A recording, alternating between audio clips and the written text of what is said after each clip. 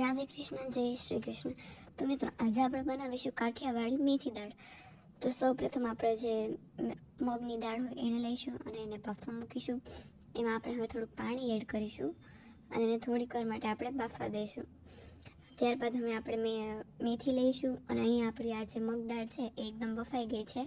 તો હવે આપણે જે મેથી લીધી હતી એને પણ આપણે બીટીને હવે એને પણ બાફવા મૂકી દઈશું.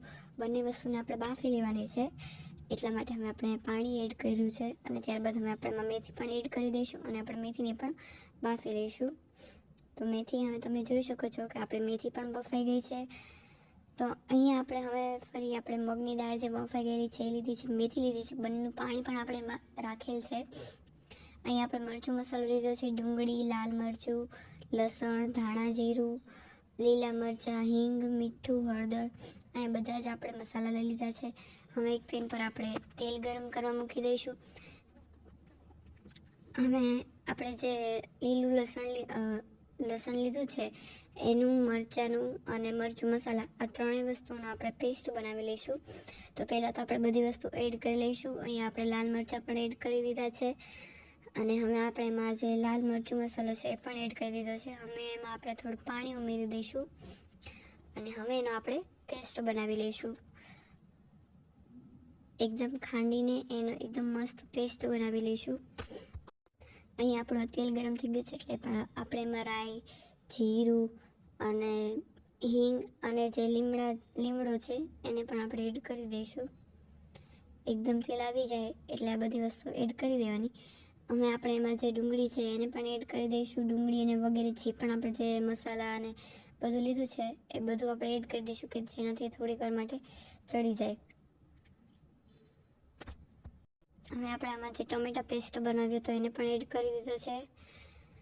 ત્યારબાદ હવે જે આપણે પેસ્ટ બનાવ્યું હતું મરચું મસાલાનું એનું પણ આપણે એડ કરી દઈશું અને એકદમ હલાવી લઈશું. જ્યાં સુધી બધું એકદમ મિક્સ ના થઈ જાય ત્યાં સુધી 2 મિનિટ સુધી એને હલાવ્યા રાખશું કે જેનાથી ડુંગળીને એ બધું પણ એકદમ સરસ રીતે ચડી જાય અને આ બધી વસ્તુઓ પણ એકદમ મિક્સ થઈ જાય.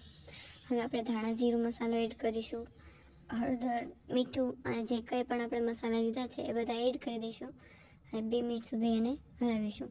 હવે આપણે જે મગની દાળ છે એને પણ એડ કરી દઈશું, એને પણ મિક્સ કરશું અને હવે આપણે જે મેથી લીધેલી છે બાફેલી એ મેથીને પણ હવે આપણે એડ કરી દઈશું. તો આપણે મેથી અને મગની દાળ ને બધા મસાલા બધું જ એડ કરી દીધું છે. તો હવે આને 2 મિનિટ સુધી હલાવીશું. 2 મિનિટ સુધી હલાવીને ત્યારબાદ એને બંધ કરીને થોડીક વાર એને ચડવા દઈશું કે જેનાથી બધું એકદમ એકરસ થઈ જાય અને એકદમ બધું મિક્સ પણ થઈ જાય. તો હવે આપણે એકદમ સરસ રીતે હલાવી દીધું છે. તો હવે આપણે આને 2 મિનિટ સુધી બંધ કરીને ચડવા દઈશું. 2 મિનિટ ચડવા દેવાનું.